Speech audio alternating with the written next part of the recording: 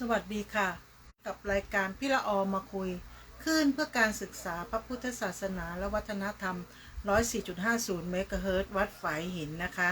ก็ขอนมัสการพระอาจารย์วิศวัตรธนจาโรนะคะเจ้าอาวาสวัดฝายหินวันนี้ก็เป็นวันเสาร์นะคะวันเสาร์ที่9ซึ่งเป็นวันพระนะคะวันพระขึ้น15ค่ำเดือน9นะขึ้น15ค่ำเดือน9นะก็ช่วงนี้เป็นช่วงที่เข้าพรรษานะคะเข้าพรรษาก็จะมีโครงการต่างๆเยอะแยะมากมายนะส่วนในคือตอนช่วงเข้าพรรษานี้ก็จะเป็นโครงการธรรมะสัญจรนะคะและก็โครงการวิปัสสนาสัญจรนะคะประจำปีงบประมาณ 2568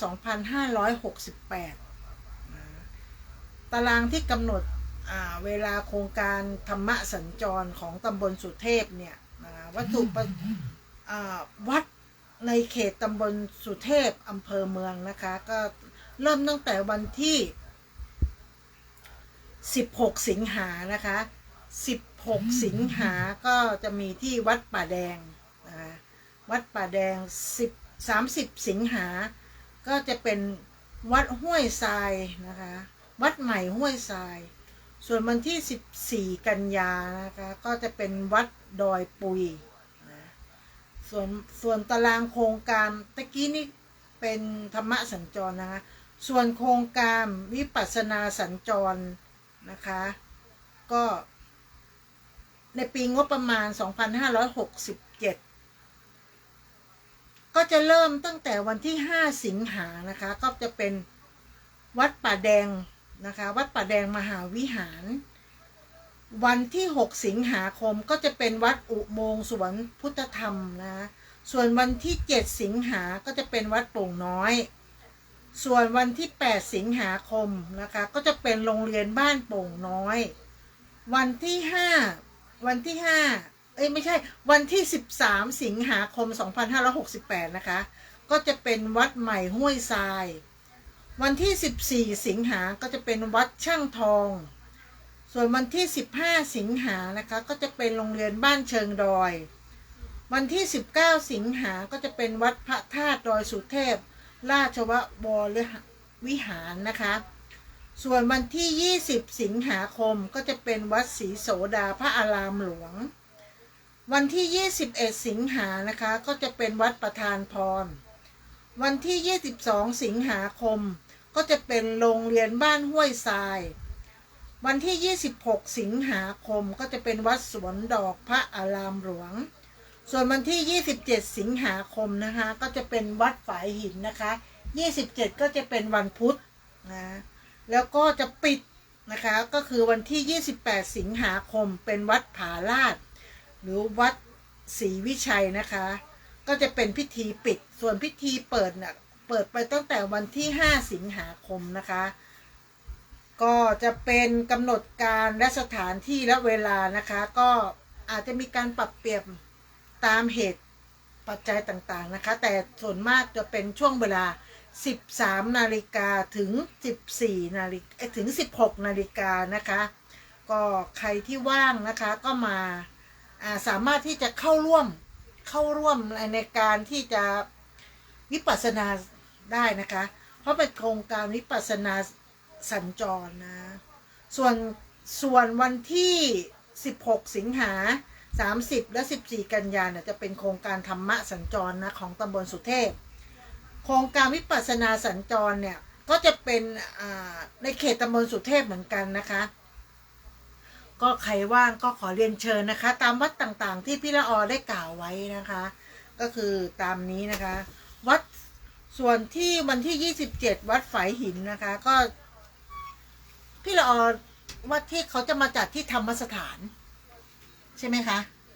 จะมาจัดที่ธรรมสถานหรือบนวัดจัดที่ธรรมสถานเนาะก็ถ้าใครสะดวกหรือใครว่างไม่ได้ติดธุระอะไรที่ไหนนะคะก็เชิญได้นะคะเป็นวันพุธที่27เป็นช่วงเวลาบ่ายๆนะคะถึงบ่าย4 โมงเย็นนะก็กำหนดตามนี้นะคะอันนี้ก็เป็นประชาสัมพันธ์ของทางโครงการธรรมะสัญจรนะคะ รรมสัญจรแล้วก็โครงการ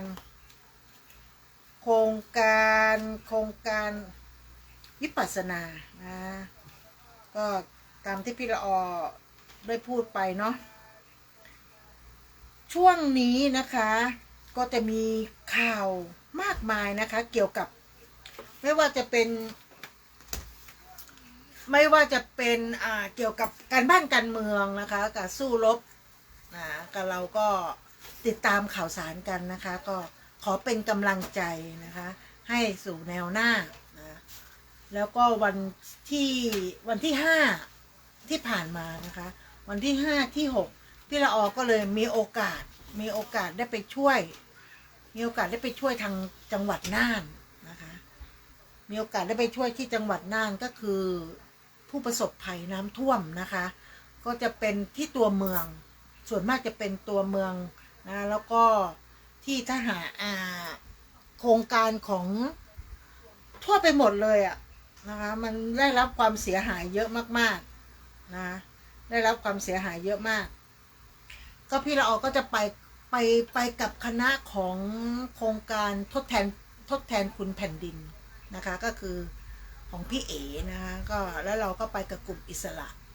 เราก็เอาข้าวของไปช่วยกันนะไปช่วยกันก็จะมีของการท่องเที่ยวจะมีหน่วยงานของการท่องเที่ยวของด้านเกษตรแล้วก็อุตสาหกรรมนะที่เขาพาเราไปเพราะว่าในตัวเมืองน่านเนี่ยมันเป็นธุรกิจเป็นเมืองธุรกิจนะคะแล้วน้ำมันท่วมเยอะมากทำไมถึงไม่มีข่าวเพราะเป็นช่วงเวลาที่ประเทศไทยได้มีข้อพิพาทกับทางกัมพูชาก็คือสู้รบกันนั่นแหละนะคะข่าวการที่น้ำท่วมของจังหวัดน่านมันก็เลยไม่ได้ค่อยได้รับการช่วยเหลือมากสักเท่าไหร่นะคะอันนี้เราก็เข้าไปช่วยเขาก็ได้รับความเสียหายพอๆกับที่เชียงรายนะแล้วก็ที่วัดกระซิบรักวัดในตัวเมืองทั้งหมดเนี่ยได้รับความเสียหายมากก็คือเขาบอกว่าถึงอกเลยหัวนะคะบางที่นี่เขาบอกว่าสูงเป็น2-3 เมตรเลยนะขนาดที่เขาติดกับลำน้ำนะคะคือหมดไม่มีเหลือนะก็น่าเห็นใจนะคะคนที่น้ำท่วมเนี่ยบางคนนี่ท่วมมิดบ้านมิดหลังคารถเสียหายหมดนะคะแม้แต่ว่ากองทัพนะคะเป็นทหารบกโรงพยาบาลนะพี่เราออกไปมาคือท่วมหมดนะคะไม่เว้นหน้าใครบ้านคนจนคนรวยท่วมหมดได้รับความเสียหายเท่าเทียมกันเราก็เลยได้เอานำน้ำปัจจัยหลายๆอย่างนะคะไม่ว่าจะเป็นน้ำอาหารแห้งข้าวสารนะคะสิ่งจำเป็นนะคะที่เราจะได้ประทังไปช่วยเขานะคะไม่มากก็น้อยแล้วช่วงนี้เขากำลังล้างพื้นนะคะก็ถ้าเกิดใครมีจิตศรัทธาหรือใครที่อยู่ละแวกใกล้ไม่ต้องไปกับกลุ่มพวกพี่ก็ได้ไปกันเองก็ได้นะคะก็คือน้ำจิตน้ำใจนะคะเราก็จะเอาไม้กวาดไปเอาที่น้ำยาล้างพื้นไปนะคะที่เขาต้องการมากๆคือไม้กวาดที่โกยขยะที่มันแข็งแรงนะเพราะว่าเขาล้างพื้นแล้วเขาต้องใช้ไม้กวาดแล้วก็ไอ้ที่แปรงที่ขัดพื้นนะคะคือบางบ้านก็คือไม่มีนะคะไม่เหลือเพราะชั้นเดียวนี่คือทุกอย่างเอาทิ้งหมดนะเสื้อผ้านู่นนี่นั่นก็ไม่มีก็เราก็ไปช่วยเล็กๆน้อยๆเราก็ไปตามกำลังศรัทธานะคะพอดีวันที่5เป็นวันเกิดพี่รอแล้วเกิดมีความคิดว่าเราไปทำบุญนะคะเราไปทำบุญตรงนี้นะคะมันก็ได้กุศลตรงนั้นนะไปช่วยเขาเล็กๆน้อยๆก็ยังดีหรือบางทีเราไม่ได้มีข้าวของไปก็ส่งกำลังใจไปเราไปเองนะคะเราไปเองไปดูกับตานะคะไปเห็นได้รับความช่วยเหลือมากน้อยแค่ไหนเราก็ช่วยกันไปก็ดีไปเจอกับเจ้าของฟอร์ดนะทางน่านโอ้ยน้องน่ารักมากเลยนะน้องน่ารักมากคือเขาบอกว่าวันที่ท่วมเนี่ยผมเนี่ยเอาทั้งรถทั้งเรือเนี่ยช่วยขนข้าวของชาวบ้านน้องยังเด็กมากนะคะแล้วก็พ่อแม่เจ้าของฟอร์ดของจังหวัดน่านนะช่วยเหลือดีมากไม่ว่าจะเป็นร้านนวดหรือตามโรงแรมต่างๆแล้วก็การท่องเที่ยวไม่ว่าจะเป็นเสพี่เราจำชื่อเสไม่ได้นะคะแล้วก็เป็น คือเราก็มัวแต่พอแจกของปุ๊บเราก็ทั้งที่เราก็อยู่ในกลุ่มเดียวนะเสเนี่ยนะเขาก็จะพาไปตรงนั้นตรงนี้แล้วก็พูดคุยกันนั่นแหละแต่เราก็เขาก็แนะนำนะแต่พี่ละออก็มัวแต่แบบไปขนข้าวขนของแจกชาวบ้านเนาะเราก็เลยไม่ได้ค่อยสนทนาเท่าไหร่แต่เวลาร่วมรับประทานอาหารเนี่ยเราก็ไปรับประทานด้วยกันนะก็เป็นอีกหนึ่งอย่างนะคะที่ได้ไปทำนะแล้วก็หลังจากวันที่5 กับ 6ก็ต่อมาวันที่8เราก็จะไปในกลุ่มนะคะของทดแทนบุญคุณก็จะมีโครงการปลูกนะคะปลูกต้นซากุระเนี่ยไปปลูกที่ชัยประการตำบลสีดงเย็นนะคะสีดงเย็นนะก็ไปปลูกซากุระนี่โรงเรียนเนี้ยพี่ละออได้ไปเคยไปมาแล้วนะคะได้ไปแจกของมาแล้วนะคะแล้วก็ไปแจกข้าวของมาแล้วแล้วก็ไปเขาเรียกว่าเคยไปช่วยนะคะเคยไปช่วยเคยไปเอาคือที่โรงเรียนเนี่ยพี่กับเราออกกำลังหาข้อมูลที่โรงเรียนนี้พี่ละออเคยไปนี่คือไปแจกของนะคะไปแจกของไปแจกเสื้อผ้าไปแจกไปแจกผ้าห่มขนมหวานนะเพราะว่าที่โรงเรียนเนี้ยนะที่โรงเรียนนี้เขามีการในหลวงเนี่ยไปปลูกต้นท้อเอาไว้1 ต้นกับพระราชินีนะคะตอนที่พี่ละออไปก็ยังอยู่นะคะแล้วก็เคยไปมาแล้วเส้นทางมันก็ลำบากแล้วก็อยู่ตำบลสีดงเย็นโรงเรียนอันเนี้ยเข้าไปลึกมากแล้ววันเนี้ยเมื่อวานเนี่ยเขาไปปลูกซากุระนี้เป็นซากุระของแท้นะไม่ใช่ต้นซากุระเมืองไทยนะอันนี้ซากุระที่เอามาจากประเทศญี่ปุ่นเลยนะคะได้มา1,000 กว่าต้นเขาจะมาปลูกแล้วก็จะทำให้แบบมันมีซากุระที่เขาปลูกไว้อยู่แล้วเนี่ยเอามาจากญี่ปุ่นเนี่ยมันมีน้อยนะคะเขาก็เลยทำโครงการอันนี้ขึ้นมาเพื่ออีกหน่อยเราจะเป็นการท่องเที่ยวจะบุกเบิกเป็นการท่องเที่ยวก็จะเป็นซากุระคราวนี้เราไม่ต้องไปประเทศญี่ปุ่นละเราก็ไปดูซากุระที่นี่ได้เลยนะคะก็ถือว่าเป็นอะไรที่สวยโรงเรียนที่เราเคยไปในชื่อโรงเรียนอะไรนะจำไม่ได้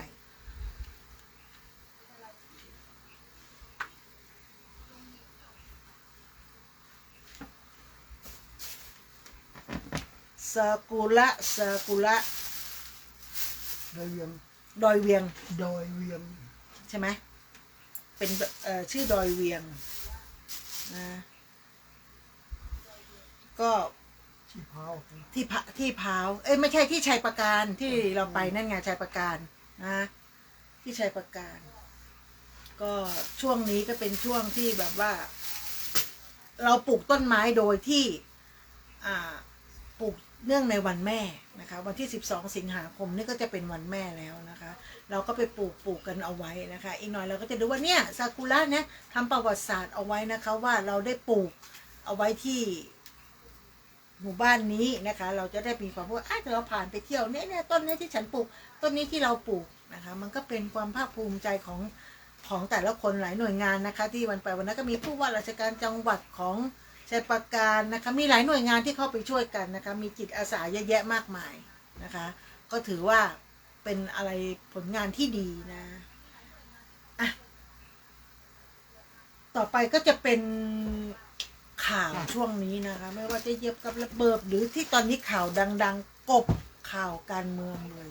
ก็จะเป็นข่าวของหมอบีนะคะหมอบีเนี่ยทูตสื่อวิญญาณนะที่มีข่าวแบบโอ้ยกระหน่ำนำมาเสียบนู่นนี่นั่น เพราะเป็นผู้มีเ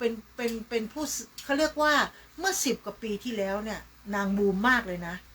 นางสามารถสื่อวิญญาณเมื่อก่อนนี้นางออกรายการครั้งแรกก็คือมูเตไนท์ใช่ไหมมูเตไนท์ของกัญชัยกับคุณมดดำเนาะเสร็จแล้วนางก็เลยดังขึ้นมาเรื่อยๆนะเนี่ยคนเรานะทูตสื่อวิญญาณพอหลังจาก10 ปีไปแล้วไปร่วมกับไม่ใช่ไปร่วมเด็กไปอยู่กับวัดน้ำพุพระบาทน้ำพุนะคะไปอยู่กับท่านก็ไปขอความเมตตาจากท่านว่ามาทำบุญโครงการนู่นนี่นั่นเพราะว่าเขามี FC เยอะคำว่า FC เยอะเนี่ยแรกๆคนเราเนี่ยนะคะการรับบริจาคนะการได้เงินมาและมันได้เงินเล็กๆน้อยๆก็ไม่ได้คิดอะไรไม่ได้มีความโลภโกรธหลงพอคันเนี้ย FC เยอะพูดอะไรไปคนก็เชื่อนะคะจะทำอะไรก็แล้วแต่นะให้โอนเข้าบัญชีเป็นบัญชีส่วนบุคคลไม่ใช่ของวัดเนี่ยมันจะมีปัญหาพอนานเข้านะคะมันนานเข้ามันจะมีปัญหาขึ้นมาเพราะอะไรพอเม็ดเงินมันเยอะขึ้นคนเราความโลภนะเงินในบัญชีก็เป็นบัญชีเราสามารถเบิกจ่ายได้ความโลภมันไม่เคยปราณีใครนะมนุษย์ก็คือมนุษย์นะคะเขาเรียกว่าไปเก็บเกี่ยวหรือไปหาผลประโยชน์กับศรัทธาของคนที่เขาบริจาคมาจุดประสงค์เขาต้องการทำโครงการนี้จุดประสงค์เขาต้องการไปถวายเขาเรียกว่าไปถ่ายโคกระบือจุดประสงค์ที่คนทำบุญมาไปทำโรงศพนะคะไปบริจาคโรงศพจุดประสงค์ที่เขาจะไปต้องการทำนู่นนี่นั่นจุดประสงค์ของแต่ละคนที่คุณขอรับบริจาคมาแล้วคุณเอาไปทำอย่างอื่นมันไม่ตรงจุดประสงค์นะมีการร้องเรียนขึ้นมาคุกนะคะคุกไม่เท่าไหร่นะคุกยังไม่เท่าไหร่กรรมนะคุณทำมาเป็น10 ปีไหมอย่าหนีกรรมมันหนีไม่ได้อยู่แล้วนะคะ10 ปีขึ้นไปเนี่ย10 ปีขึ้นไปเนี่ยกรรมมันติดจรวดนะเม็ดเงินมหาศาลร่วม200 ล้านจากที่ว่า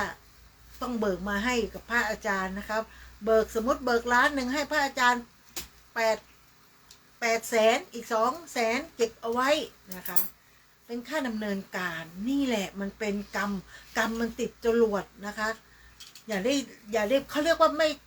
ไม่ตรงตามจุดประสงค์เพราะในเมื่อคุณบอกว่าคุณจะทำบุญนะคะเข้าวัดทำบุญไม่หักค่าใช้จ่ายนะคะคุณเวลาคุณจะรับบริจาคคุณไม่ได้ประกาศนะคะการทำโครงการนี้นะคะเป็นงบประมาณ1 ล้านบาทแต่มีค่าดำเนินการนะคะสัก2 แสนเราก็จะให้ทางวัดถ้าได้งบประมาณ1 ล้านบาทเราจะให้ทางวัด8 แสนและอีก2 แสนจะเป็นค่าดำเนินการชาวบ้านเข้าใจได้โปร่งใสนะคะให้ไปแล้วมาค่าดำเนินการค่ะเอกสารค่ะน้ำมันรถไปติดต่อนู่นนี่นั่นเข้าใจได้แต่ถ้าคุณบอกคุณทำบุญเนี่ยเข้าวัด100%ทำตรงนี้เพื่อจุดประสงค์นี้นะคะโดยที่ไม่ได้รู้ว่าความเป็นมาเป็นยังไงกรรมบาปเขาเรียกว่ายักยอกเบียดบันทางกฎหมายก็คือยักยอกทรัพย์นะคะซึ่งมีให้เห็นเยอะแยะมากมายนะคะคนที่ทำแบบนี้หากินกับทางวัดเนี่ยมันมีเยอะจริงๆนะคะก็มีข่าวนะคะแม้แต่พระเองนะคะที่เป็นข่าวโด่งดังเหลือเกินน่ะเม็ดเงินมันอยู่กับมือปุ๊บเนี่ยมันก็ทำให้คนเราเนี่ยความโลภความโกรธความหลงมันมีได้นะคะเพราะว่าแต่ละคนยังไม่ได้เป็นพระอรหันต์นะก็ยังตัดกิเลสตัดตัณหาของตัวเองไม่ได้แต่พระที่ดีเยอะแยะมากมายเราอย่าไปลงความเห็นว่าพระนี่นะเราหมดศรัทธาไม่ทำแล้วบุญนู่นนี่นั่นไม่ใช่นะคะเป็นบุคคลไปศาสนาพุทธคือศาสนาที่มีมาตั้งแต่โบราณคนที่ไปบวชในผ้าเหลืองศึกออกมาจากผ้าเหลืองก็เป็นบุคคลธรรมดาใช่ไหมเขาไปอาศัยผ้าเหลืองหรือปฏิบัติธรรมโดยเอาผ้าเหลืองมาห่มร่างกายแล้วคุณเอาผ้าเหลืองอันนั้นก็คือทรงเกียรติถือปฏิบัตินะคะในผ้าเหลืองที่คุณสวมใส่อยู่ปฏิบัติตามเคร่งครัดตามพระพุทธศาสนาอย่างเคร่งครัดรับรอง ไม่มีใครทำอะไรคุณได้นะคะเหมือนนักเรียนเวลาไปเรียนหนังสือคุณต้องใส่ชุดนักศึกษาชุดนักเรียนนะคะชุดนี้มีอานิสงส์มากคุณจะไปตรงไหนเขาก็จะว่าคุณเป็นเด็กเป็นนักศึกษาเป็นนักเรียนนะคะเขาก็จะมีความเมตตาให้ความอนุเคราะห์เนี่ยแต่ถ้าคุณทำไม่ดีในชุดนักศึกษาก็จะมีคนกล่าวโทษคุณทันทีนะคะมันจะมีมาตรการต่างๆเยอะแยะมากมายเหมือนกันเลยนะคะพวกนี้มันจะเป็นเขาเรียกว่ากรรมติดจรวดช่วงนี้มันจะมีข่าวแบบนี้เยอะมากๆเพราะอะไรเขาก็ต้องการนะคะเขาเรียกว่าให้มันบาลานซ์กันสมดุลกันนะความคนที่ทำความดีมาตลอดอยู่ๆแบบเกิดความโลภในชั่วพริบตาเนี่ยไม่มีใครรู้ไม่มีใครทำแล้วฉันเอามาฉันเรียกบุญมาเท่านั้นตัวนี้ไม่มีใครรับรู้หรอกไม่มีใครรับรู้แต่เรารู้ด้วยตัวเราเองนะคะบาปกรรมมันอยู่ที่นรกมันอยู่ในอกนะสวรรค์ก็อยู่ในอกนรกก็อยู่ในอกคุณทำอะไรไปทุกอย่างมันรู้อยู่แก่ใจคุณจะไปตัดสินห่อหมกแล้วไปเที่ยวโทษคนนั้นคนนี้ถ้าเขารู้เรื่องจริงขึ้นมาคนเราเนี่ยมันทำแค่เนี้ยใช่ไหมคุณหมอบีเนี่ยทำมาเป็นสิบปีคนที่อยู่ใกล้ชิดเขาก็ต้องเพราะมันมีหนึ่งคนเขาก็ต้องคนที่สองพอคุณทำไปเรื่อยๆที่สามปีที่ปีที่สี่ปีที่ห้าปีที่หกถึงปีที่8 9 10พอมาถึงวาระสุดท้ายปุ๊บต้องตรวจสอบแล้วล่ะทำไมคุณร่ำรวยผิดปกติคนทำไมคุณถึงอย่างงู้นอย่างนี้คุณในเมื่อคุณไม่ได้ทำอะไรโน่นนี่นั่นมันมีพอมันมีขึ้นมาปุ๊บไม่มีใครไปโฆษณาไม่มีใครไปบอกไม่มีใครไปจับผิดเขาเรียกว่าความไม่ดีมันจะออกมาคนเดียวคนอื่นเขาจะเขาก็จะรู้เขาก็จะไปพูดกันเองนะคะอย่าไปคิดว่าคนอื่นไม่รู้ทำอะไรไปแล้วอย่าคิดว่าคนอื่นไม่รู้เขารู้แต่เขาจะพูดหรือไม่พูดนะมันอีกเรื่องหนึ่งแต่จริงๆเนี่ยเขารู้ทั้งนั้นแหละค่ะไม่ว่าจะคนเล็กคนใหญ่คนโตเขารู้หมดแต่เขาเลือกที่จะไม่พูดเลือกที่จะมองดูนะคะระวังนะคะประเภทนี้ระวังไว้ให้ดีๆนะเกิดวันใดไม่มีใครแบบเนี่ยติดคุกขึ้นมาไม่มีใครสนใจไม่มีใครเป็นเพื่อนไม่มีใครดูแลนะมันพูดยากนะคะสังคมแบบนี้บางทีหากินกับความเชื่อหากินกับความศรัทธานะมันจะทำให้ตัวเองแล้วตัวเองบอกไม่เคยดูหมอดูไม่เคยเป็นผู้วิเศษอันมาก่อนนี้แรกๆคุณบอกว่าย้อนแย้งคุณบอกว่าคุณเป็นหมอบีซื่อสู่ปัญญาแล้วเอาเงินมาจากไหนก็ไปล่าผีไปช่วยเขาไปปราบผีนู่นนี่เขาก็ใส่ซองมานู่นนี่นั่นก็ไม่ได้อะไรพูดแบบนี้พออีกวันหนึ่งบอกว่าก็ไปเชื่อเองอ่ะมันไม่มีอะไรหรอกคุณมาเชื่อกันเองอ้าวคุณไปโกหกในความศรัทธาของคนอื่นนะเมื่อก่อนไม่ได้เข้ามาก็คิดว่าตรงเนี้ยเป็นแหล่งหาเงินนะเป็นแหล่งหาเงินก็เลยหาเงินกันแบบง่ายๆหาเงินกับคนที่เขาเอาความซื่อความสัตย์บางคนนี่นะเขาเชื่อนะลองได้ศรัทธาใครคนใดคนหนึ่งไปแล้วเขาจะเชื่อแม้ว่าจะมีคนมาบอกว่าเขาไม่ดีอย่างนั้นอย่างนี้เขาไปตีแม่ตีมดตีไก่ตีหมูตีหมาอะไรก็จ้างเถอะนะเขาก็จะบอกไม่มันคงจะไปกัดเขามั้งมันคงจะไปกัดโน่นนี่นั่นเขาก็จะแก้ต่างแก้ตัวให้โดยที่ในใจลึกๆแล้วเขาก็คิดแล้วว่ามันจะไปกัดคนอื่นไหมมันก็น่าคิดนะคะก็นั่นแหละไม่ต่างกันเลยนะกับการที่เราไปทุบซิบนู่นนี่นั่นคิดว่าคนอื่นไม่รู้นะคะเขารู้ทุกอย่างไอ้คนที่ทำไม่รู้ตัวหรอกว่าคนอื่นจะรู้ไหมมีพิรุธไหมถ้าคนจับพิรุธนะมีพิรุธไหมนู่นนี่นั่นมันมีหมดคนเราถ้าทำไม่ดีพิรุธมันจะออกมานะพอมันออกมาปุ๊บไอ้นั่นก็ไม่มีไอ้นี่ก็ไม่มีเดี๋ยวอีกหน่อยก็ย้อนแย้งในคำพูดก็ต้องระมัดระวังกันไว้นะกรรมมันติดจรวดพี่ออยต้องพูดอย่างนี้ว่ากรรมมันติดจรวดใครที่กำลังทำหรือทำมาแล้วนะคะทำมาเยอะเขาเรียกว่ากรรมส่วนกรรมบุญส่วนบุญบาปส่วนบาป นะคะ มันลบล้างมาแล้วคุณทำบาปมาแล้วบาปมันก็อยู่ติดตัวคุณไปคุณทำบุญเสี่ยงมันก็บุญก็ส่วนบุญบาปก็ส่วนบาปมันแยกแยะโดยชัดเจนนะคะชัดเจนมากๆ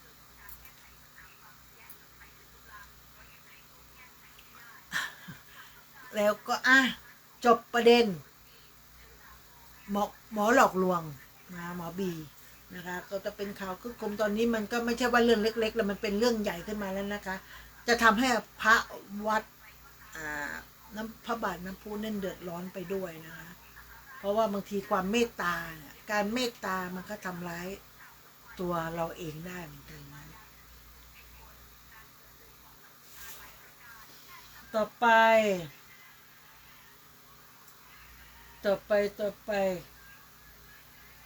ไปข่าวดารานิดนึงเป๊กผลิตโชคใครดูข่าวกันบ้างก็ที่เมาแล้วกลางเมาแล้วเมานะคะเขาบอกว่าการกินเหล้ากินให้เรากินเหล้าอย่าให้เหล้ากินเราถ้าเหล้ากินเราแล้วก็จะเหมือนเป๊กผลิตโชคสติแตกไม่รู้เรื่องอะไรสักอย่าง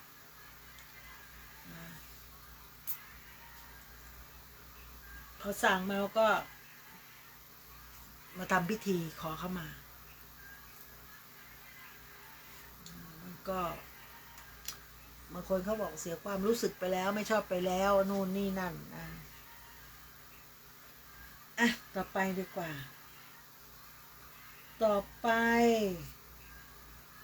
ข่าวนี้นะคะตอนนี้เขาแต่งตั้งคุณบุ๋มปนัดดาเนี่ยเป็นโฆษกนะคะเป็นโฆษกประจำภาคสนามก็คือเป็นโฆษกเพื่อจะตอบโต้กับฝั่งกัมพูชาที่เป็นผู้หญิงเหมือนกันนะเขาบอกผู้หญิงผู้ชายมันโต้ตอบกับมันมาเปิงนะต้องเอาคุณบุ๋มแล้วคุณบุ๋มดีกรีนี่ไม่ใช่ย่อยๆนะคะดีกรีนี่เป็นด็อกเตอร์เลยนะเป็นด็อกเตอร์แล้วนะแล้วตอนนี้ก็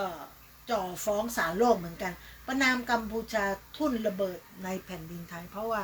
วันนี้มันมีข่าวคนไทยลาดตระเวนเสร็จแล้วไปเจอทุ่นระเบิดนะซึ่งอยู่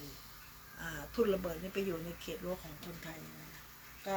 เราก็ฟ้องมั่งนะในศาลโลกเลยเขาฟ้องได้เราก็ฟ้องได้ก็ทำให้คนไทยเนี่ยลักลอบเข้ามานะคะกัมพูชาลั่นไม่ได้วางกับระเบิดใหม่หลังทหารไทยเหยียบบาดเจ็บ3 นายคือมันเป็นอะไรที่ใหม่หมดนะคะลักลอบ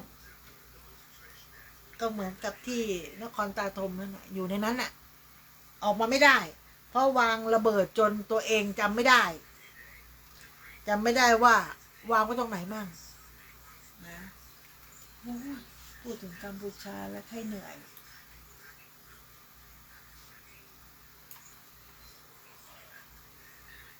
ก็ทำให้ทหารไทยบาดเจ็บ3 นายนะคะอีกนายหนึ่งขาเขาเรียกว่าข้อเท้านี่ขาดนะแต่กำลังใจดีอยู่นะส่วนที่กุริยะบุรีนะคะคาดเสร็จคืนนี้ก็คือขบวนรถไฟเนี่ยตกรางก็ทำให้ผู้โดยสารนี่บาดเจ็บ10 รายเลยนะแต่ตอนนี้ก็ปลอดภัยทุกคนนะคะ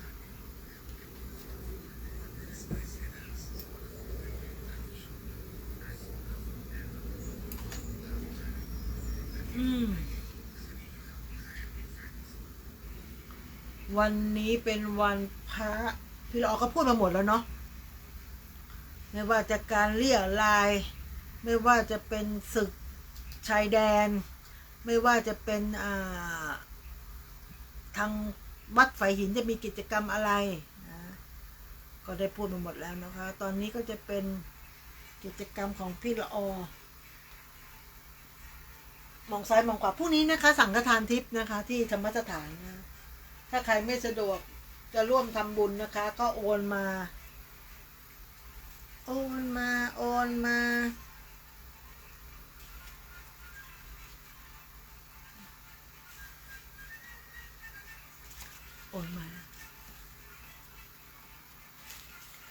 าที่บัญชีบัญชีพี่ละออไม่ใช่นะคะพี่ละออไปที่ไหนแล้ว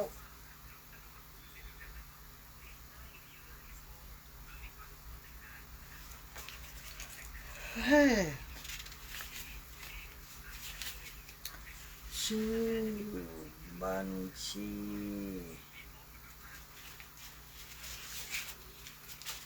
เวลาพอเลิกจัดรายการปุ๊บก็เจอหมายเลขบัญชีพอไม่จัดปุ๊บบัญชีหมายเลขบัญชีบนวัดหายธรรมสถานหายเดี๋ยวขอเวลาแป๊บนึง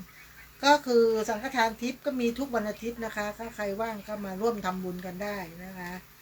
ก็ทางธรรมสถานก็ยินดีต้อนรับทุกท่านนะคะพี่เราหาไม่เจอพรุ่งนี้พี่เราจะมาบอกนะคะเพราะว่าเราจะต้องมาประชาสัมพันธ์เกี่ยวกับธรรมสัญจรนะคะที่จะเกิดขึ้นนะคะวันที่27เดือนนี้นะคะที่ธรรมสถาน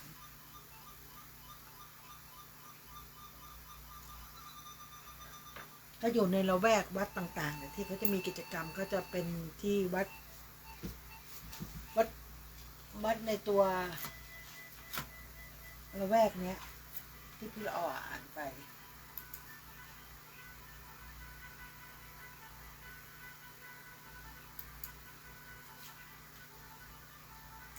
นมัสการค่ะท่านนรากร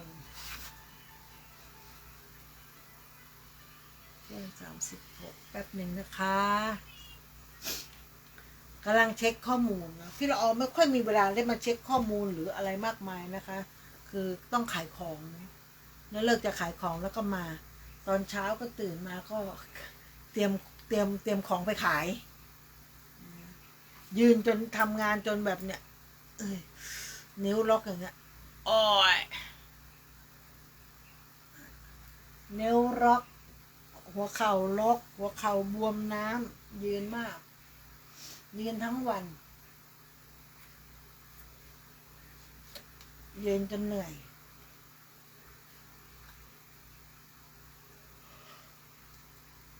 อยากหาอะไรมาทำใหม่ๆนะคะมันจะได้ไม่เบื่อถ้าใครมีความคิดนะเอามาเสริมใครอยากอะไรมาฝากขายก็บอกได้นะพี่ละออจะทำการฝากขายให้โอ้ยคันเนี่ยพอมันขึ้นเห็นมันเนี่ยขึ้นเป็นจ้ำเนี่ยคือมันถ้ามันคันยิบมันจะขึ้นมาแดงๆภูมิแพ้นะคะพออากาศมันร้อนหรือมันนั่นมากๆมันก็จะขึ้นอ้าวสัญญาณเน็ตไม่ดีเลยสัญญาณเน็ตไม่ดีเลยทำอะไรไม่ได้เลย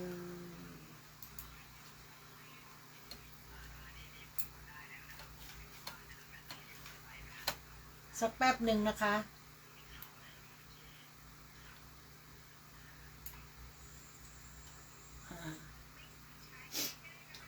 เขามีหมายกำหนดการมาว่าโดรนนี่ห้ามใช้เด็ดขาดห้ามใช้นะคะแต่ประกาศผ่อนปรนเฉพาะโดรนเกษตรนะคะถ้าเป็นโดรนอื่นเนี่ยห้ามเลยนะแต่เขาลองเช็คดูก่อนนะคะเขาบอกว่าจะมีประกาศผ่อนปรนเฉพาะโดรนเกษตรตั้งแต่วันที่11สิงหาเป็นต้นไปภายใต้เงื่อนไขที่กำหนดนะเพราะว่าอันนี้มันก็มีความจำเป็นเหมือนกันนะเดี๋ยวหาวอลลุ่ม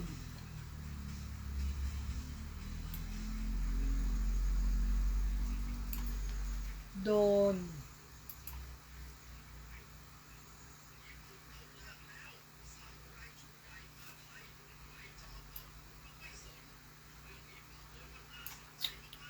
แบบหนึ่งนะคะ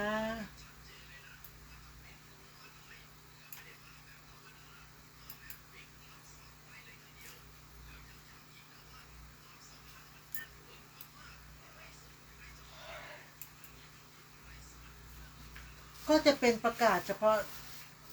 ตามเงื่อนไขผมเช็คดูเรียบร้อยแล้วโล่งอกยังไม่มีตายเสือโดนไม่ใช่บาท2 บาทนะแพงนะถ้าเป็นโดนเกษตรเนี่ยเขาก็จะไปปล่อยพืชพันธุ์ยาอาหารนะคะหรือไปดูว่าตรงไหนมัน เกิดความเสียหายหรืออะไรก็แล้วแต่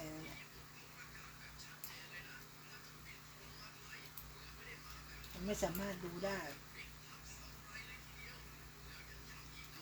โดนเนี่ยมันมีเขาบอกว่ามันจะเป็นก่อการร้ายก็ได้นะคะถ้าใครนั่นมานี่ติดคุกยาวหัวโตเลยนะไม่ได้อันตรายมีอะไรที่จะต้องคุยกันอีกวันนี้พี่ละออก็คุยเยอะไปดราม่าเยอะไม่ดี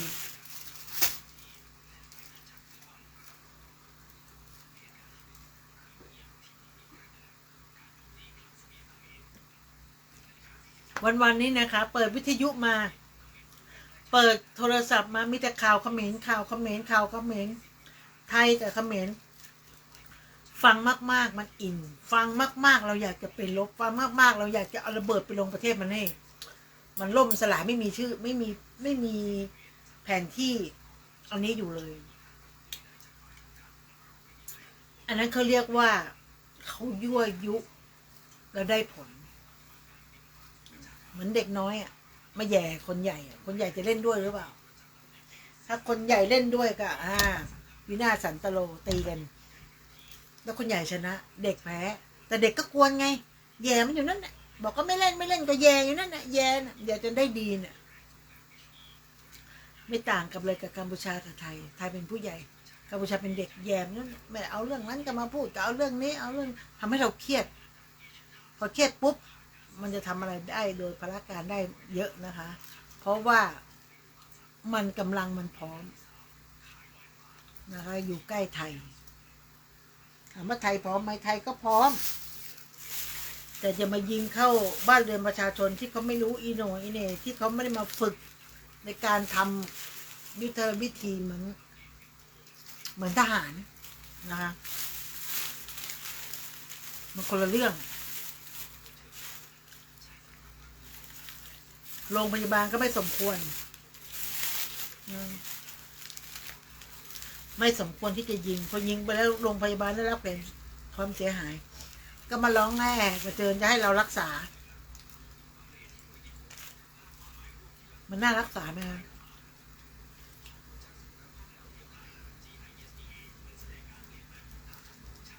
มันไม่น่าจะรักษามันน่าบอกไม่ไปทำร้ายเขาไม่ทำอะไรเขาทั้งสิ้นอยู่เฉยๆทหารพวกเนี้ยกัมพูชาตายเยอะนะเป็นพันๆเลยนะมีเท่าไหร่ก็ยิงเนี่ยเขาไม่ได้หลับได้นอนนะนอนอยู่กับซากศพเป็นเพื่อนเขาเป็นอะไรอย่างเงี้ยคนทับจิตไม่แข็งจิตหลอนนะถ้าถามว่าทำแล้วได้อะไรบางคนก็ได้ความสะใจ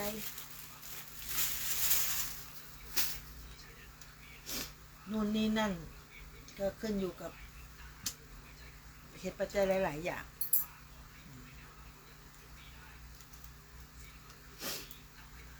ง่วงนอน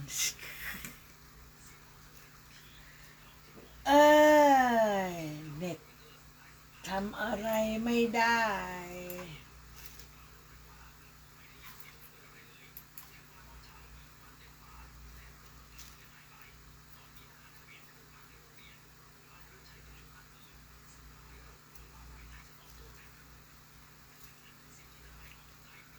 มากกว่าเทคโนโลยีก็คือคุณภาพเปิดแผนเรียนกลยุทธ์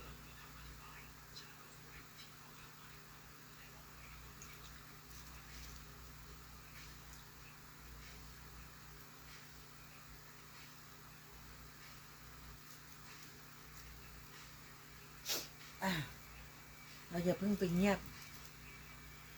เงียบแล้วเขาบอกว่าในทางวิทยุมันจะเน็ตแอร์เนาะใครมีอะไรก็เข้ามาคุยกันบ้างนะจะได้ไม่ง่วงไม่ง่อม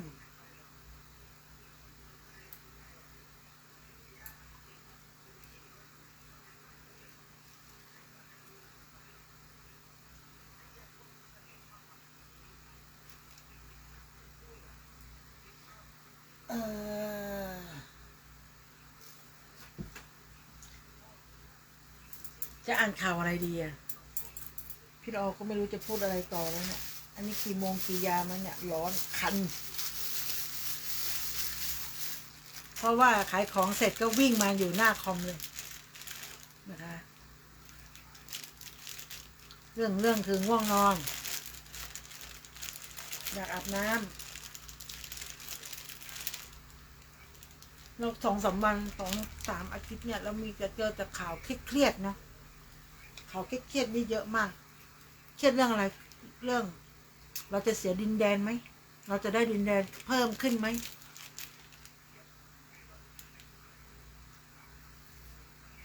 แล้วก็มาเครียดเรื่องที่วันนะคะแม่มาลีเนี่ยก็ใส่ความประเทศไทยติ๊กนะใส่ไฟอย่างเดียวเลยก็ไม่เข้าใจว่าทำเพื่อทั้งที่ชาวโลกเขาประนาม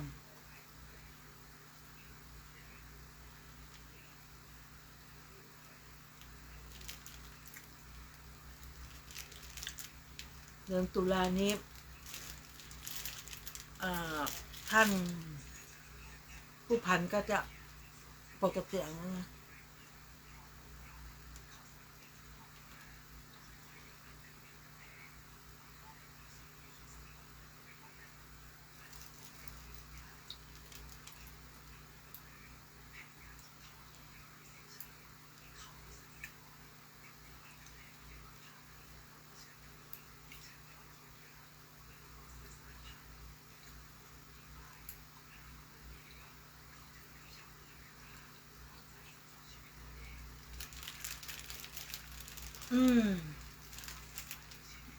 เขาบอกว่าไม่ปะทะ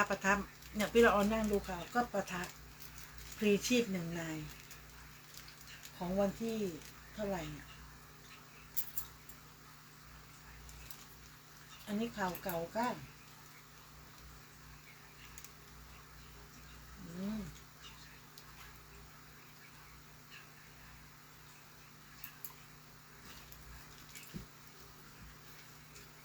ข่าวเก่าแล้วค่ะแล้วตอนเนี้ยเมื่อ6 ชั่วโมงที่แล้วเนี่ยนะคะเขาก็บอกว่าไทยยิงจนเละตุ้มเป๊ะฟุตบอลหญิงทีมชาติไทยเอาชนะกัมพูชาแบบถล่มทลาย7-0ในการแข่งขันฟุตบอลหญิงชิงแชมป์อาเซียน2525รอบแบบกลุ่ม อันนี้ฟุตบอลนะคะเขาก็มีการแถลงขึ้นมาอีกว่าขอประนามนะคุณบุ๋มเตรียมจะไปฟ้องศาลโลกแล้วเขาบอกว่าละเมิดกัมพูชาละเมิดร้ายแรงรอบใช้ทุ่นระเบิดสังหารบุคคลเป็นครั้งที่3ในเวลาไม่ถึงเดือนเนี่ยของกัมพูชาล้วนๆเนี่ยคนไทยไปเก็บมานะคะจนทำให้คนไทย3 คนเนี่ยขาขาดคนนึงนะคะแล้วก็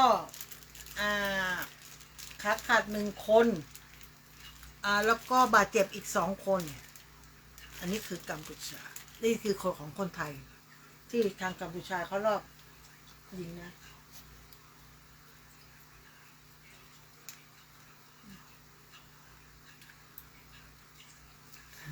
แล้วที่ไปแข่งขันกันเขาบอกว่าตอนนี้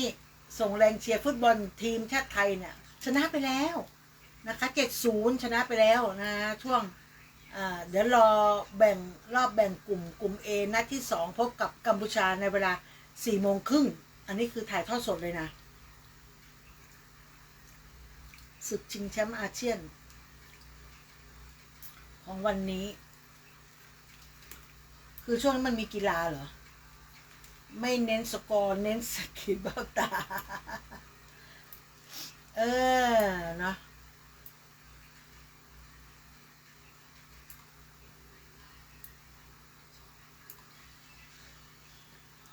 เขาเลยบอกว่า AIS จุดพลังลูกหนังชนพาเลทฟิเบียม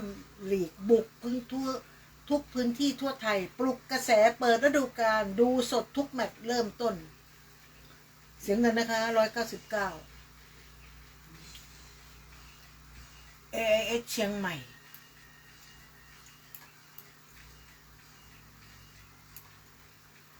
แล้วก็ ช่วงนี้ก็จะเป็นฝนนะคะต้องระมัดระวังกันนิดนึงนะคะตั้งแต่วันที่ช่วงเย็นวันที่10ถึงวันที่19สิงหาคมเนี่ยช่วงเย็นถึงค่ำฝนมันจะตกหนักและมีฝนกระจายเพิ่มขึ้นเรื่อยๆนะคะตกช่วงเย็นช่วงที่เราขายของเนี่ยปวดหัวมากนะคะความจริงไม่น่าจะตกตอนเย็นเลยเช้ามีให้อะไรจะตกไปพอเย็นมาเลิกหรือกลางวันตกเข้าไปตอนเย็นไม่ต้องมีนะเขาจะได้ไปตลาดไปซื้อกระพงกับข้าวทำพ่อค้าแม่ค้าจะได้ค้าขายเนาะพอมันไม่ได้ขายมันก็ไม่ได้เงินก็ปวดหัวข้าวของก็ลำบากฝนตกเด็กก็ไม่ออกเขาบอกว่าทำไมไม่อะไรนะทำแอปโอ้พี่ละออก็ทำนะคะเขาจะได้เงินเขาเนาะแล้วเราต้องไปขายให้เด็กแพงขึ้นนะคะแล้วเราไม่ได้เงินเดี๋ยวนั้นมันเป็นเงินนอนคือ2-3 วันถึงจะเอาส่งโอนมาให้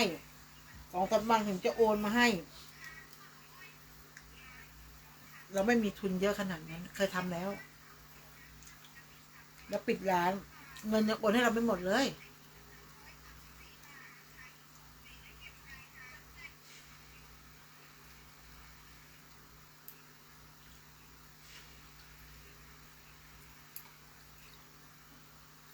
ก็เชียงใหม่นี่ก็เขาเรียกว่า9ก็คือวันนี้เนาะวันที่9ถึง12สิงหาเนี่ยเขาบอกว่าการท่องเที่ยวประเทศไทยเนี่ยใช้สิทธิ์พวกนักท่องเที่ยวเนี่ยให้ใช้สิทธิ์ท่องเที่ยวคนละครึ่งมากที่สุดในช่วงวันหยุดยาว9ถึง12 9วันเสาร์ไงในช่วงนี้หยุดยาว9 10 11 12ก็ว่านะวันนี้ไปขายของเนาะก็จะมีคนต่างพื้นที่เยอะมากกำลังจะพูดว่ามันเป็นวันหยุดยาวนะบางคนมาเที่ยววันแม่มาหาลูกนะคะช่วงนี้ช่วงเด็กกำลังอ่านหนังสือสอบช่วงอ่านหนังสือสอบผู้ปกครองก็เลยว่าเป็นวันหยุดยาวลูกไม่ต้องไปหาบางคนอยู่ต่างจังหวัดไกลๆเนาะพ่อแม่ผู้ปกครองก็วันหยุดยาวเราก็ไปหาลูกดีกว่านะคะมาเที่ยวถือโอกาสมาเที่ยวด้วยเพราะจังหวัดเชียงใหม่มันเป็นจังหวัดเมืองท่องเที่ยวนะคะเป็นเมืองท่องเที่ยวเป็นวันหยุดยาวนะวันที่12ก็จะเป็นวันแม่เสาร์อาทิตย์จันทร์ก็ว่าทำไมนักท่องเที่ยวเยอะจังเราก็ลืมไปนะคะก็บางคนเข้ามาเที่ยวก็ตามโรงแรมนะคะใช้สิทธิ์เที่ยวคนละครึ่งก็ขอให้เที่ยวกับสนุกมาซื้อของเยอะๆทางมหาวิทยาลัยรามคำแหงโต้ทางรามเนี่ยเขาเพิกถอนปริญญาลั่นทั้งทิ้งส้วมไปนานแล้วสมองผมไม่ได้เกิดจากมหาลัยพวกคุณก็เพราะเขาไม่มีสมองตั้งแต่เกิดมาแล้วค่ะเขาบอกว่าเขาไม่ได้เขาบอกว่าเขาทิ้งส้วมไปแล้วสมองผมไม่ได้เกิดมาจากมหาลัยของคุณใช่เพราะเขาไม่มีสมองตั้งแต่เกิดมาละที่ทำอยู่นี่คือมัน ที่ทำอยู่นี่มันสันดานล้วนๆนะคือเสียหน้าเนี่ยเรื่องที่มาออกมาพูดว่าจะมาให้กิสิมาจัดจะถอนเพิกไปฉันไม่ได้สนใจว่าคุณให้อะไรฉันมาเนี่ยนะแล้วก็จะมาเพิกถอนเราลืมไปแล้วด้วยมหาวิทยาลัยอะไรคือคนเราเขาเพิกถอนเข้ามาเสียหน้าไงคนไทยทำกับเขาเยอะแยะมากมายนู่นนี่เขาก็ต้องรู้ใช่ปะมาเพิกถอนเขาอีกซึ่งเขาได้เกียรติคุณจริงๆแล้วเซนเนี่ยไม่ได้เป็นเจ้าเนื้อหนอกษัตริย์อะไรอุปโลกแต่งตั้งขึ้นมาแต่งตั้งตัวเองขึ้นมาแล้วก็ไม่ได้มีการศึกษาอะไรขนาดนั้นเขาก็เลยยกยอปอปั้นให้เป็นนะเขาบอกว่าเขาไม่ได้เกิดมาตรงนั้นเขาไม่ได้ต้องการแล้วคุณถ้าคุณไม่ต้องการคุณจะเอาทำไมตั้งแต่ทีแรกใช่ไหมล่ะเขาให้เพราะว่าสมัยก่อนเนี่ยมันดียังความเร็วความชั่วมันยังมาออกตอนนี้คือลายภาพมันอย่างที่พี่เราบอกเนี่ยคนเราทำชั่วเนี่ยทำไม่ดีเนี่ย10 ปีให้หลังไปแล้วทุกอย่างมันจะค่อยๆโผล่วงเวียนชีวิตคนเรามันเป็นวงกลมเราทำไปเนี่ยนับ1 ถึง 10เนี่ยเป็นวงกลมเลยนะปีที่1ที่2ที่3คุณยังทำเหมือนเดิมทำไปทำมาย้ำกลับมาเหมือนเดิมเขาก็จะเอาคืนเท่านั้นเอง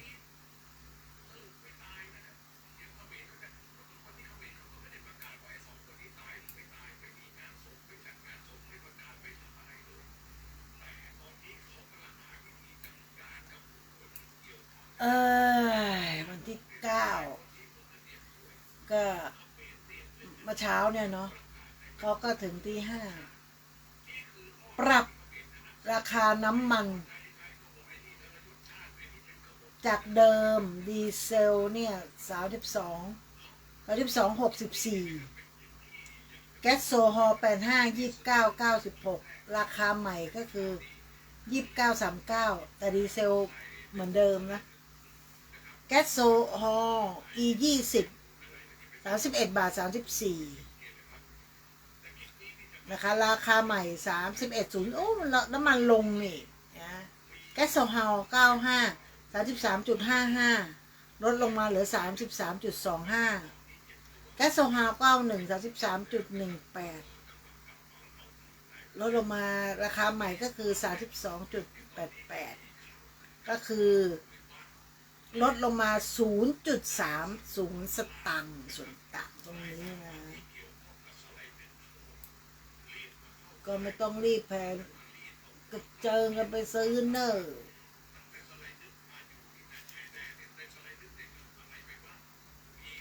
นายกก็บอกปั๊มยา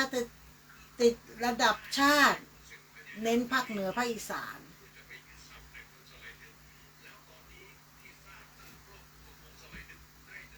เน้นทางเหนือทางอีสานไปดูข้อมูลแป๊บนึงให้เรามาอ่านในคอมเมนต์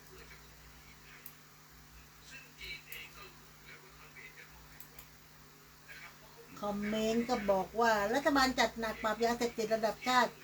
ตั้งเป้าไว้เลยปี69เน้นภาคเหนือภาคอีสาน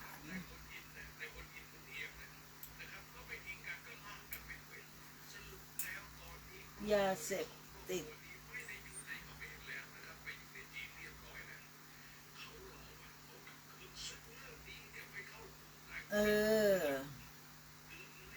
ยาเสพติดเคยลดไปเกือบหมด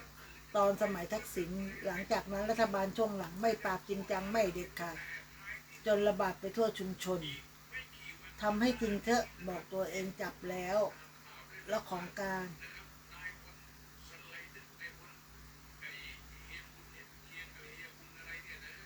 วงการก็จะทำลาย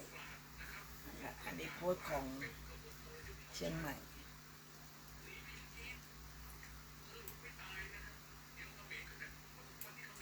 ก็เริ่มตอนนี้เลยสิรอรายตอนอยู่นี้เต็มบ้านเต็มเมืองนะนโยบายเห็นมีแต่นโยบายที่โน่นที่นั่น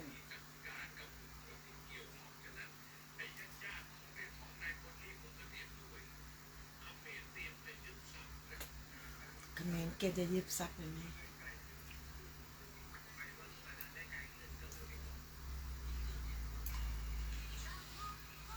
นโยบายก่อนเลยเลือกการปราบปราม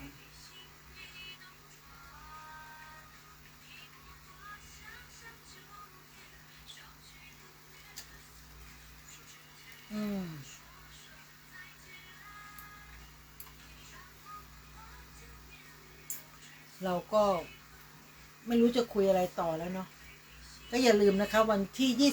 27ธรรมสัญจรนะคะที่ธรรมสถานวัดฝายหินนะคะก็ใครที่ว่างก็มาร่วมบุญกันได้นะคะ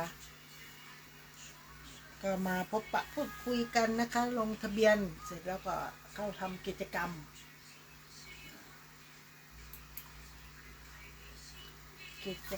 ก็มีเท่านี้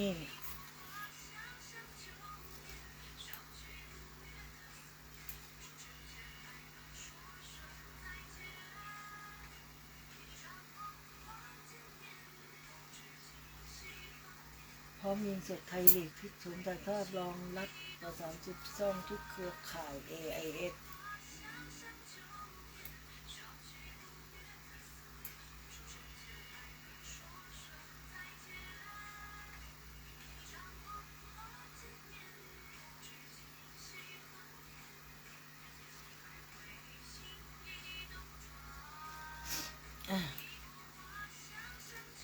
ขโมยแต่ดู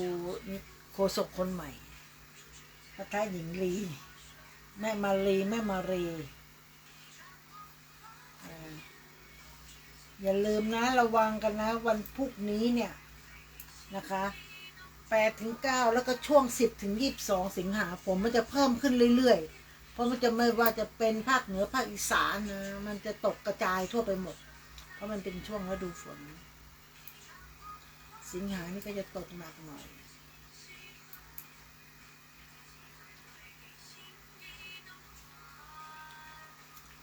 นะแอบเอาทิ้งนะ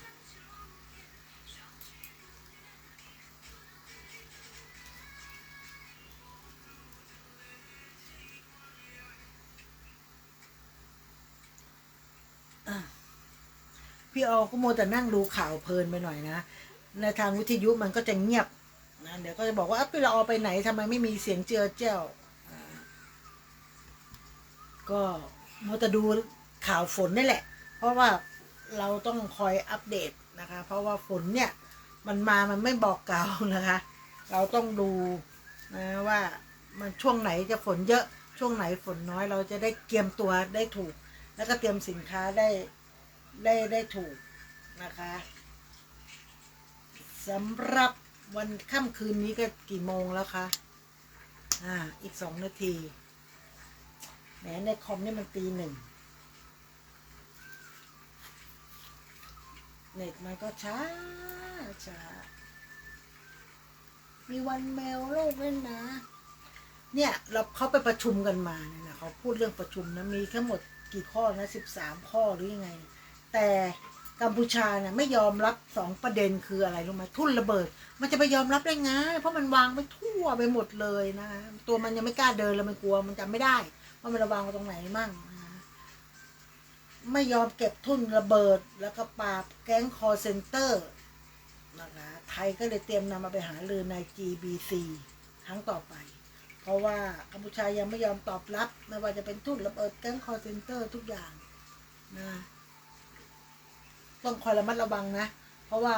ทุ่นระเบิดเขาไม่ไปเก็บทหารเนี่ยจะเป็นอันตรายถึงชีวิตได้นะเราก็เหนื่อยเหมือนกันแล้วนี่แหละคือคอร์เซนเตอร์ก็มาจากเขาเดี๋ยวได้เจอเขาก่อนนะเราจะเอาไปให้เขาเจอเขาก่อนนะหมดเวลาแล้วนะคะออกก่อน1 นาทีสำหรับค่ำคืนนี้นะคะก็ขอให้นอนหลับฝันดีนะคะอย่าลืมวันที่27นะคะธรรมะสัญจรนะจะมาที่ธรรมสถานแล้วก็ทุกวันที่20ของเดือนเราก็จะมีการถวายขนมข้าวหวานอะไรน้อยให้กับพระอาจารย์ภาสกรนะคะเพื่อเป็นสิริมงคลกับครอบครัวเราครอบครัวของทุกๆคนนะคะครอบครัวของผู้ประสบภัยนะคะที่อยู่แนวหน้าทั้งหลายนะคะขอให้ทุกคนปลอดภัยนะเราก็ทำได้เท่านี้นะคะก็ส่งกำลังใจให้กับทหารแนวหน้าตอนนี้ยังไว้วางใจอะไรไม่ได้เลยนะคะเพราะว่าเขมรมันก็เรียกว่ามันจู่โจมเงียบๆต้องคอยระมัดระวังก็ร่ำรากันพรุ่งนี้เจอกันใหม่กับรายการพี่ละออมาคุยนะคะขึ้นเพื่อการศึกษาพระพุทธศาสนาวัฒนธรรม 104.50 เมกะเฮิรตซ์นมัสการกราบพระอาจารย์วิสุวัตรอนัจจโลนะคะเจ้าอาวาสวัดฝายหินด้วยค่ะบ๊ายบายค่ะ